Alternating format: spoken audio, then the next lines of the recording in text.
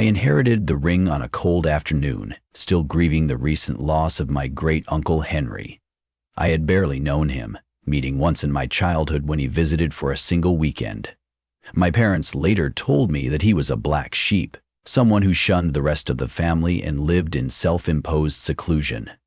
He had been a scholar of obscure European folklore, collecting arcane trinkets from flea markets and dusty antique shops. His old cottage was packed to the rafters with rare tomes and curious objects that seemed to call from another time. Within his ramshackle study, among piles of moldy books and tarnished coins, was a peculiar ring, unassuming at first glance, just a silver band with a faintly etched symbol on it. Yet the moment I saw it, an icy dread gripped my heart. No one else seemed to notice the ring at the time of the estate inventory. The lawyer, sorting through Henry's possessions, raised an eyebrow at the clutter, but was relieved to find no complex inheritance instructions beyond that single slip of paper tucked into Henry's desk that read, "For Martin, the ring." My name, scrawled in Henry's shaky pen, pulled my attention away from everything else. The legal process was swift. The ring was placed in my palm.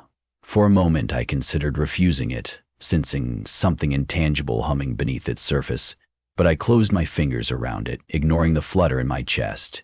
I returned to my city apartment, ring in my jacket pocket. Something about its weight unsettled me. I told myself it was merely the oddness of receiving a personal item from a relative I had barely known. A kind of inherited memory, perhaps, a link to a past I hadn't cared to explore before.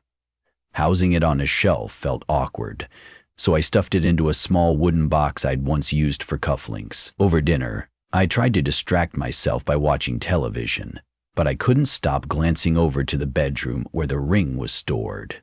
I would remind myself to breathe, to console my racing mind with rational explanations. It's just an antique ring, no different from any other. Still, in the pit of my stomach, a gentle dread fluttered. That night brought the first dream. I woke at around 3 in the morning, sweating and disoriented. In the dream, I was standing in a cramped candlelit workshop. High surfaces were cluttered with alchemical instruments, crucibles, colored powders in jars. The air smelled of burning hair and old dust. Above the ring of flickering candles hung a large mirror, so stained with age it was barely reflective. In my dream, I looked down at my right hand and saw the ring gleaming fiercely, while a figure in the corner, a gaunt man with piercing eyes, stared at me. His lips moved, but the words were muffled. Before I could strain to hear, the man let out a silent scream, mouth opening wide, and then everything dissolved into darkness. I woke up gasping, heart pounding as if I had just escaped a nightmare. Something in the hush of my room told me this dream was no mere figment of imagination. I spent the next day restless, the memory of the dream returning unbidden every time my eyes drifted away from my work. I remembered the man's face and how his eyes seemed to communicate more fear than any I'd seen in real life. Anxiously, that evening, I pulled the ring out of the box. My fingertips tingled when they touched it. The metal wasn't cold at all, as I had expected. In fact, it seemed unnervingly warm, as though it had been sitting in the sun. Against better judgment, I slipped it onto my index finger. A chill vaulted along my spine and my ears buzzed. Then everything steadied. I told myself to stay calm. If I expected something eerie, I was likely to imagine it. That's how minds work, especially fearful ones. So, mustering what little courage I had, I decided to test it out. See if wearing it for a while might quell or confirm my anxieties. Hours passed without incident. I cooked, doodled in my notebook, half-watched a documentary. Nothing eerie occurred, at least until bedtime. I was brushing my teeth when I saw the reflection in the mirror shift. At first, I thought it was a trick of the overhead light. When I leaned in, though, the figure behind me in the mirror was not my own silhouette. It flickered, the same gaunt man from my dream. He wore a cloak of some kind, as though from centuries past, holding his left hand against his chest while his right hand stretched toward me. I whirled around, but there was no one. My bathroom was empty, except for me. My heartbeat thundered. Perspiration beaded on my forehead. After a moment of paralyzing stillness, I ripped the ring off and hurled it onto the tiled floor. The clang reverberated in the small space. Feeling foolish yet shaken, I picked it up, avoiding its band, and placed it back in the wooden box. Sleep came with no further visions, at least that night. In the following days, I tried to research the ring by rummaging through my great-uncle's old papers. Having inherited most of his library as well, I found a battered notebook with careful notes detailing artifact names, archaic languages, and references to something Henry labeled transference. The final few pages pertain specifically to the ring. My breathing turned shallow as I read Henry's words, that it was rumored to be from the 16th century, originally belonging to an alchemist who sought to manipulate the boundary between life and death. The ring was believed cursed, doomed to bond with each wearer's final moments. According to Henry's notes, the ring trapped the anguish of each previous owner's death. I felt a flutter of nausea reading that. He wrote, "Whoever wears this ring for more than a moment glimpses how each former owner met their end. The experiences intensify with every new death." He must have known the ring was lethal, yet he kept it. Why did he want me to have it? I tried to rationalize everything. Maybe the ring's story was a product of Henry's eccentric fixation on forbidden lore. For days I avoided wearing the ring, but its presence hovered in my mind like a cloud refusing to dissipate. The only respite seemed to be ignoring it entirely. But curiosity and dread gnawed at me. I needed proof. Were my visions simply post-bereavement illusions? Or was there real power in that cursed object? On the 7th night after I had first taken possession, I found myself, almost trance-like, putting it on again. This time the reaction was immediate. My apartment dimmed, as if a shadow had fallen over the lamps. There was a faint sound of labored breathing. I whipped around to see if the TV was on, but it wasn't.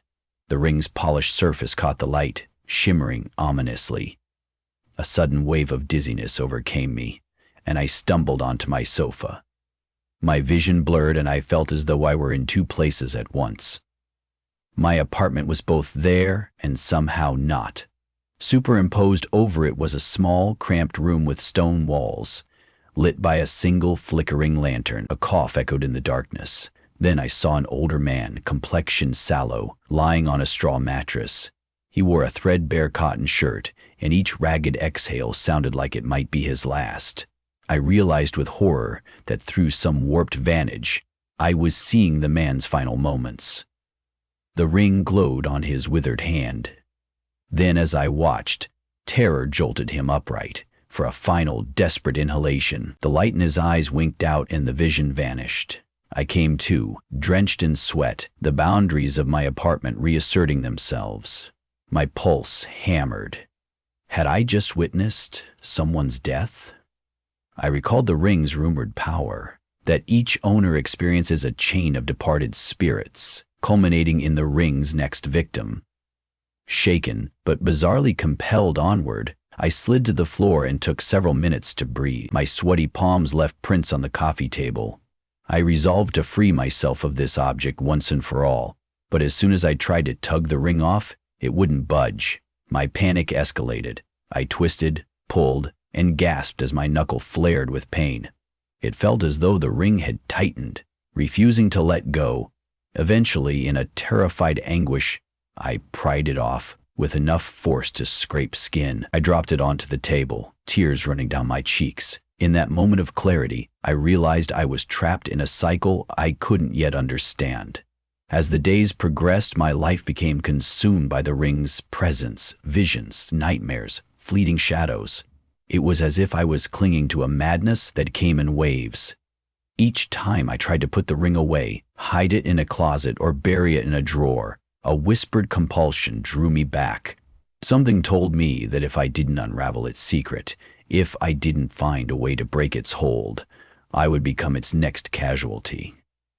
In Henry's notes, there were references to a few prior owners, names scrawled in the margins. With each name was a cryptic annotation: drowned, execution, consumption, and so on. I huddled over these entries for hours, analyzing any clue that might lead to a solution. One note said, To break the cycle, the final breath must be undone. That line mystified me. What did Henry mean by, the final breath must be undone? Desperation set in. I contacted a professor of history at the local university, a colleague of a friend, explaining that I needed help identifying a symbol etched on a ring. I left out the horrific details and only emailed a photograph of the ring's inscription. The professor agreed to meet me at his office. When I arrived, ring in my pocket, he peered at the image on his screen. His brow furrowed, and he asked where I had found such a piece, and mumbled something about an estate. He explained that the symbol resembled archaic alchemical sigils from Renaissance Europe, particularly relating to the attempt to fuse life and death to create an eternal consciousness. Then he paused, stared at me with clear discomfort, and said softly that a few references in scholarship bemoaned how each ring-bearer met a mysterious or violent end. He asked if he could see the ring in person. I hesitated, my hands trembling slightly, but complied. As soon as he touched it, I saw the blood drain from his face. He inhaled sharply, grazing a fingertip over the symbols, and handed it back as though it burned. He seemed rattled, though he tried to hide it behind a composed facade. "If you want my opinion," he said, voice unsteady, "get rid of it. Sell it. Throw it in a furnace. Just don't keep it near you." I nodded, fully intending to do just that. But something inside me whispered that destruction might not be as simple as it sounded. That night, I attempted to smash the ring with a hammer. Each strike, with the ring perched on the concrete floor of my building's maintenance room, seemed to bounce off. The metal didn't dent, didn't scratch. It was as though the ring was somehow indestructible. Eventually, exhausted, I collapsed, the chorus of hammer blows ringing in my ears, the object still intact, unscratched. The next day, I tried to throw it into a river. I took a train to the outskirts of town, found a secluded spot by the rushing water, and hurled the ring as far as I could. The silver band glinted in the sun before vanishing beneath the surface. For a moment, I felt a strange relief wash over me, free at last. But that evening, while I rummaged in my closet for a sweater, I felt something metallic under a pile of clothes. Dread hammered in my chest as my fingers recognized the shape, the ring. As though it had never left my apartment, the sense of doom deepened. This cursed inheritance would not let me go. With no escape, I sank into gloom. The nightmares grew more vivid, each one a chilling reenactment of a previous owner's dying moments. One night, I was forced to witness a woman from the 1700s, wearing lacy bedclothes, as she coughed up blood into a handkerchief. Her face was gaunt, eyes haunted as she succumbed to consumption.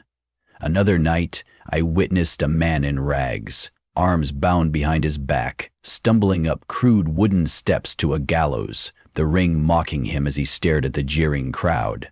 His hush of a final breath as the noose dropped sent my spirit reeling. Every vision wore me down a little more, as if the ring not only showed me their last moments, but fed on my horror.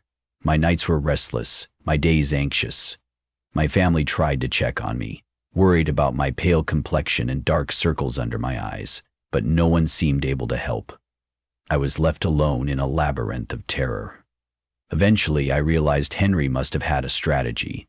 Why else leave the ring for me and include those cryptic notes? He must have been on the brink of some discovery, some means to break this cycle. In his journal, hidden between the lines, lay a clue. One can sever the continuity if one stops the chain of suffering at its source. Another line read, "The ring's creator died in despair but left behind an unfinished ritual." Something about reversing a single moment. The more I pored over these words, the more convinced I became that I needed to confront the earliest shadow, the ring's original owner, that gaunt alchemist from my dream. Perhaps the ring's curse stemmed from that man's ill-fated experiment. I needed to face him somehow, to break the cycle where it began. I decided on a ritual of my own. Using the scattered instructions gleaned from Henry's texts, I put together a makeshift ceremony. I gathered beeswax candles, salt for purification, and a mirror that I propped up in my living room. My heart pounded as I arranged everything, the ring on my finger trembling whenever it touched my skin. The instructions demanded I recite a certain incantation from Henry's notes, words in a language that felt unnatural on my tongue, part Latin, part something older. The atmosphere in the room shifted as soon as I began chanting. The flames of the candles bent, then darted upright. The walls seemed to shimmer, and a nauseating wave of vertigo made me grit my teeth. I steadied myself, continuing the recitation. Then the reflection in the mirror changed. No longer did I see my living room, but rather that dimly lit alchemist's workshop from my first dream. The man was there, stooped over a table, furiously mixing some concoction. Wisps of smoke curled in the flickering candlelight. I called out, voice quivering, "Who are you?" I didn't know if he could hear me, but then he turned abruptly, eyes widening. At once I felt a force pulling me forward, as if drawing me into the mirror. My living room disappeared from view, replaced by the pungent smells and suffocating heat of this ancient space. The alchemist spoke in a rasp I couldn't fully understand. He seemed shocked that I'd appeared in his domain. I tried to piece together enough from Henry's transliterations to grasp his meaning. Beneath his confusion was terror. He thought I was a manifestation of his own demon conjured by some experiment gone awry. "Leave me be," he hissed. "My life's work is incomplete." Then I saw the ring on his finger radiating a sickly glow. He attempted to continue mixing his compounds, ignoring me, but each time he added an ingredient, he grew more frantic. The mixture threatened to congeal into something unnatural, sizzling with malignant energy. A creeping dread told me I was witnessing the birth of the ring's curse. My presence unsettled him. Softly, I tried to convey that he had to stop, that the ring's chain of death would follow otherwise. He glared, face contorted. A swirl of black smoke erupted from the cauldron. He stumbled back, hacking and coughing. Clouds of noxious vapor filled the tiny space. My eyes stung, and the wall seemed to close in. That's when the alchemist screamed. The mixture boiled over, scalding him. In a rush of pure fight or flight, I lunged forward, grabbed his hand, and tried to yank the ring off his finger. But it wouldn't budge. He howled in agony, flames licking the hem of his robe, the black smoke pouring out in thick plumes. In those frantic seconds, I recalled Henry's note. Undo the final breath. Perhaps if this man's last moment could be altered, undone, the curse might be broken. Desperately, I poured water onto the flames. It hissed and steamed, scorching my hands. The alchemist gasped for air, and I felt him fading. Everything went red. My eyes throbbed. I thought I too was about to perish in that workshop, consumed by the ring's malevolence. Mustering the last ounce of will, I pressed my hand against his chest, forcing him to inhale before the toxic fumes suffocated him. In that instant, something in the ring cracked, a faint, piercing echo. The alchemist looked at me for one fragile second, expression shifting from horror to a silent question. Then an explosion of light tore through the chamber. When my vision cleared, I was on my living room floor, gasping. The mirror shattered all around me, smoke alarms blared. My heart hammered like a war drum. The candles were extinguished, the overhead lights flickering. To my astonishment, the ring lay on my coffee table, split cleanly in two. The once continuous band was now a broken piece of tarnished metal. Timidly, I touched it. A jolt of static flickered up my arm, then dispersed. The air felt different, lighter somehow.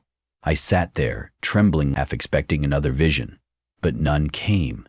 Minutes passed in stunned silence until I finally rose and opened the window to clear the faint smell of burning wax. The nightmares stopped. In the following nights, I awoke calm and dreamless for the first time since inheriting that cursed piece. Test after test proved the ring now broken and inert. It was just a piece of tarnished metal. I took the fragments to a metalsmith, who, after inspecting them with curiosity, asked me if I'd tried to destroy it earlier. He said the break looked impossible, as if something had perfectly snapped the band from within.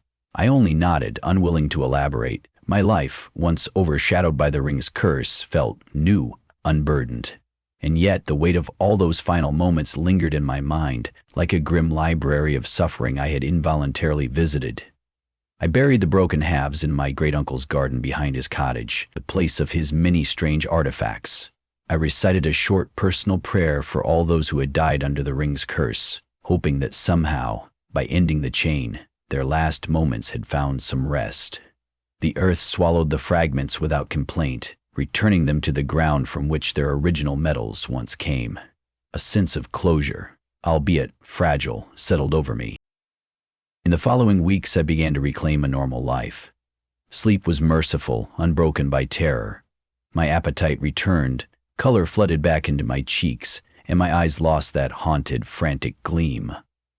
My parents remarked on the improvement, relieved that I had handled my inheritance with minimal fuss. I told them I'd donated or discarded most of Henry's clutter, and they gratefully accepted that explanation. I found fresh perspective on the value of living without the weight of secret horrors. A new appreciation for unencumbered mornings steadily replaced the fear that had consumed me. Now, free at last from the ring's hold, I have begun to reflect on what truly binds the living and the dead.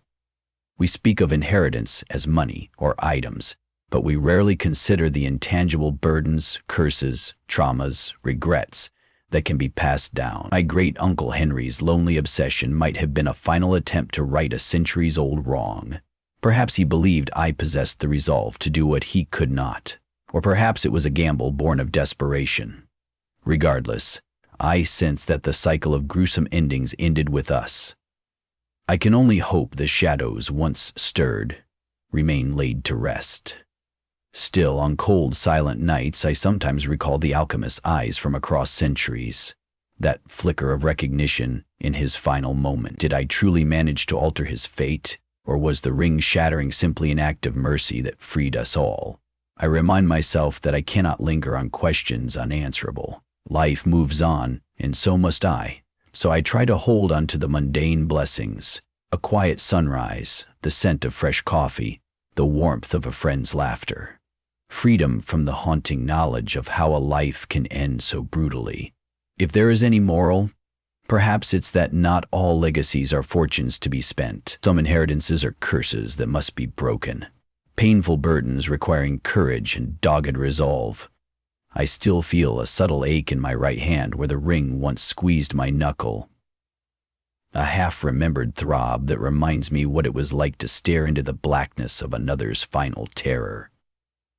But, unlike before, I am not lost in it. The chain has snapped, and I have emerged, carrying my own scars and stories, yet free of a dark inheritance that once threatened to consume my every waking moment.